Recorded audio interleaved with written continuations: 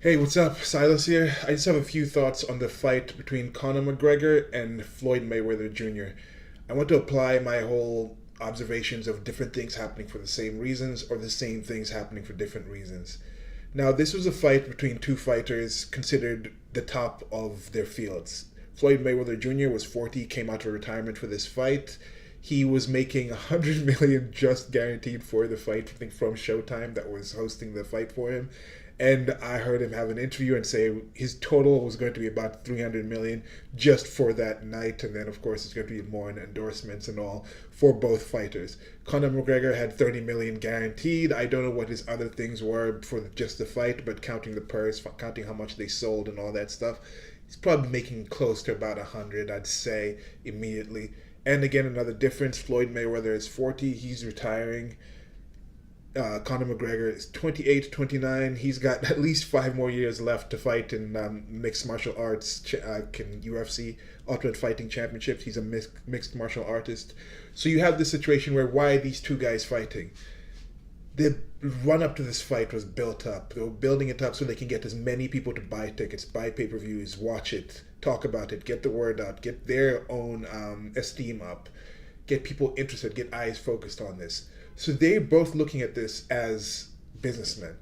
That whole thing that gets everybody into it, they had the Ireland versus America thing, even though in boxing, at least from the little that I know, when there's an Irish fighter versus maybe somebody from Latin America, they normally have a lot of American people because there's a big Irish community in the United States.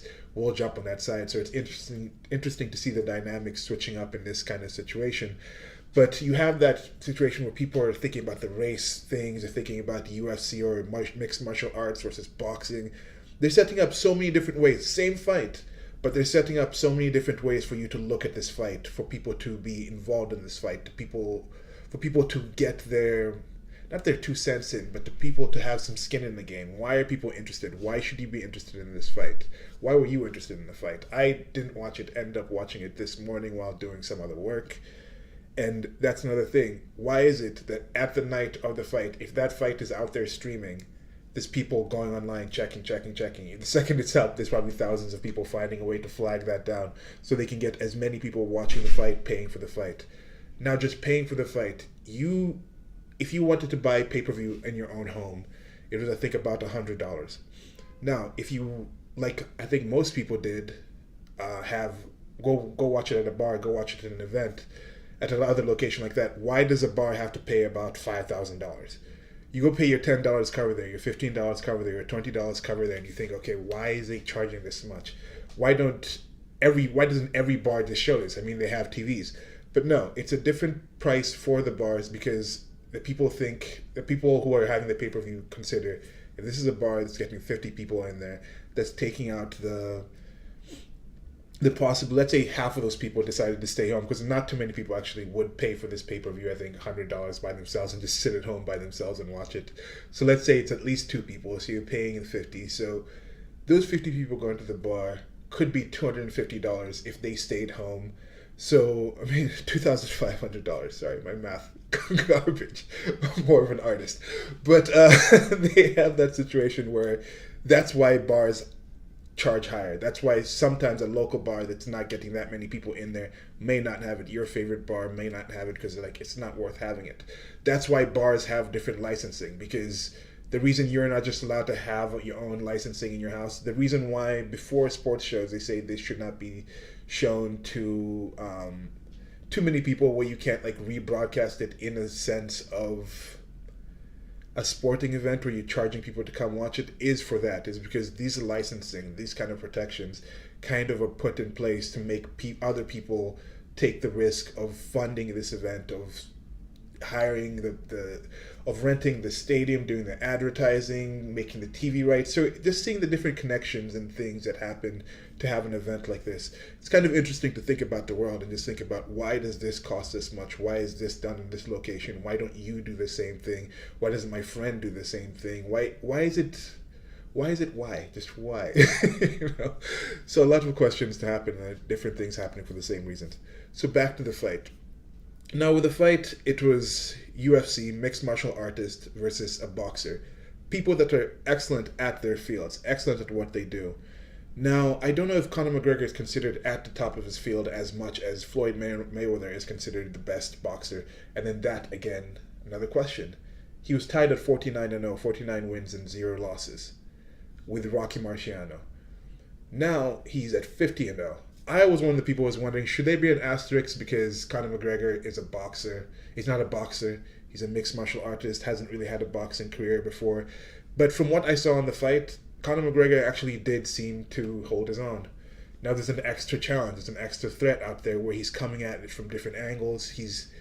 You could see it seemed like he had some situations where you have the muscle memory. When you learn something like this, I think you have muscle memory where he would approach the guy and come in, you'd approach Floyd and throw some moves, and then you'd see him kind of where I think if he was in the UFC situation, he would have gone into a side and grappled and grabbed or hit from a different angle, whereas he had to limit his skill set.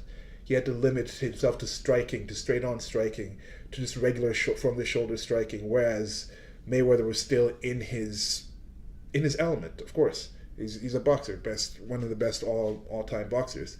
Mayweather's also more of a defensive boxer, and Conor McGregor is more of an attacker. Different kind of sports where I think UFC's 5 5 minute periods for the championship matches, whereas boxing goes 3 12-minute rounds.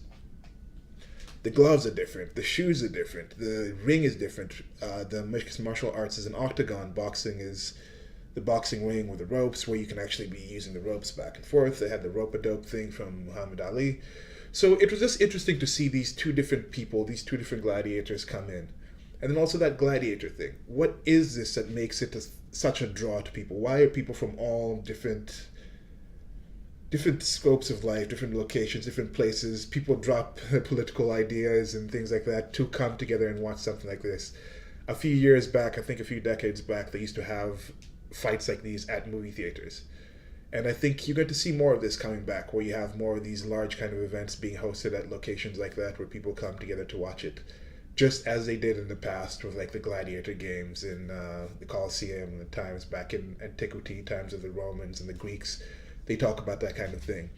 The way these things can unite people, how I think sporting events like this kind of they make me think people still value and understand and are aware of competition. They understand that this thing still exists, whereas you have a lot of times where there's a lot of movements, very loud, I think, in the minority movements of people trying to get certain rewards and awards, not off of merit, not off of hard work, not out of competition, but for imagined slights and imagined limitations, where they're saying, like, this person has had an advantage over me, so I'm going to have these other people give me an advantage over them, instead of them just competing itself on the actual, as equal of a playing field as possible and trying to get to that situation. So now, a few other things. There was some politics, some racist issues in it. Floyd Mayweather, after the fight, was of course talking about Conor McGregor in a different way, because they had already sold it. They had already gotten the money for the tickets. It was in there. The money was in there already. He's retiring, so there's no need to keep out the antagonistic type of environment that was there before. Now, I didn't hear too much about Conor McGregor talking about after, but he said something about how he turned Mayweather into a Mexican. And then I'm thinking of that Mexican comment that President Donald J. Trump made, where he said about illegal immigrants, paraphrasing a bit, he said, they're coming over, they're criminals, some of them are rapists, and I'm sure some of them are good people, and that was considered to be racist against Mexicans, even though Mexican isn't a race. So some places, they're already talking about this Conor McGregor thing, saying, oh, that was racist, or was there some racial connotation in there? But no, Mexican isn't a race. What Mexican was in this situation was Mexican fighters in general have a reputation of being more on the attack, of being on the offensive, throwing a lot of punches, trying to go for the knockout, trying to end the match. Whereas Floyd Mayweather, historically, especially in I think his later years, he had a reputation of being a very defensive fighter, where he'd play for the all 12 rounds, although even in this match he had said it's not going to go 12, and he said that things have gone as planned in the fight. Let McGregor throw out his arms, get tired, and the play-by-play guys were calling that, saying, oh, he's getting tired, he's getting tanked around the 6th round. They were actually giving him the win on points on the first couple of rounds. He was throwing a lot more, but this isn't really too unusual for what Floyd Mayweather normally does in his fights. So you get to the end and you see, yeah, he comes out, he wins that fight. He goes more on the offense, and it's a good, I think for him, it's a good way to go out. He's made a ton of money, can do so much more with that. With Conor McGregor, it's a win out of a loss in the match. He might lose in the match, but different things happening for the same reason. That same fight might be a loss there, but all in all, he comes out, more people know about him. Mixed martial arts, more people know about that now. The play-by-play guys are talking about mixed martial arts and saying this is what's done there, how, like in mixed martial arts, you kick here, you have to move in this way. And you can see the unorthodox way he was moving, I think, compared to most boxers when you see moving in different angles, getting exposure, getting his name out there. He's going to have a bright future. Floyd's going to have a bright future. And one last thing I think I want to point out is just the coverage from before, from both people who are experts in mixed martial arts, who fight, who are practitioners in there, and the same thing with the boxers. You see these two different camps. You see Floyd Mayweather himself, and you see Conor McGregor himself. They are doing boxing. Even though Floyd Mayweather is a boxer, his camp is familiar with that. They're not familiar with a mixed martial artist being a boxer. Of course, Conor McGregor's camp, he had a boxing background, I think, when he was much younger. He came out with that before he entered mixed martial arts, but that's entering another field. They're both excellent at that, but you get in a situation where they're both not that familiar with each other, yet their expertise can translate in certain ways, but not entirely. So you get to the situation where we think if somebody's really amazing at one thing, they should be amazing at everything else, and that's often not quite the case, even in a situation where it's a related field. Like, this is a combat sport. But just because Conor McGregor is amazing at mixed martial arts in the UFC doesn't mean that skill and ability will translate entirely over to boxing.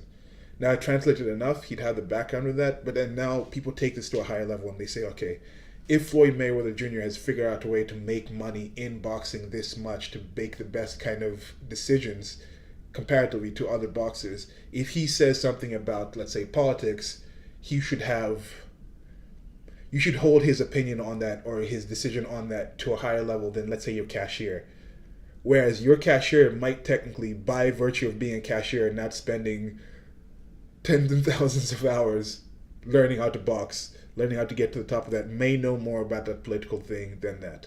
That's why you're not asking you're not filming people in Congress and asking them about what's going on in the Conor McGregor fight, to like break it down and talk about the details, talk about the boxing, and talk about all of that. That's the same point where I'm wondering, why am I watching ESPN and hearing so much talk about politics? Why am I hearing athletes talking so much about these things? I'm not saying they shouldn't talk about it. I'm not saying you shouldn't take that in, but be careful about applying a level of expertise on one field to across all fields. Just because they know a lot about something doesn't mean they'll know a lot about everything else. So, of course, apply that to this channel as well. Everything I say here, definitely double check. If you guys like the fight, I don't know what you thought about it. I'm going to have another video about athletes and why I think that actually exists in society, where we're like, yes, it seems that certain athletes are like, yeah, we're going to listen to that guy, what that guy has to say more, or that celebrity has to say more, than somebody who actually knows you in your life, who's actually one of you. And there's a whole other thing. There's part of the reason that these athletes try to sell that one of us type of thing. There's a reason they will try to relate to your life so you can be more interested in their lives. And then there's that relationship there that actually exists. Yet, at the same fact, by them being at that position to relate to your life, puts them, to be able to be a part of your life where you're spending money on them, where you're talking about them, constantly moves them further and further and further away from what your actual everyday life is like. But yeah, so that was my thoughts on the Mayweather fight. Did it go as you thought? Do you think they should be an asterisk on that 50-0? Do you think Conor McGregor will fight again? Did you bet? Did anybody win a lot of money on this? But yeah, either way, I think it was a good fight. It was really interesting to see how they built it up. They're really good showmen. And seeing how people got into it, people were really thinking to the end of the day, like, okay, yeah, he's probably going to win, But I think from what I heard from the experts, from people I thought, okay, they were saying something good, and what I thought in general, I thought, yeah, Mayweather was going to win this, and yeah, he did. Well, anyway, like, share, and subscribe. Till next video, goodbye.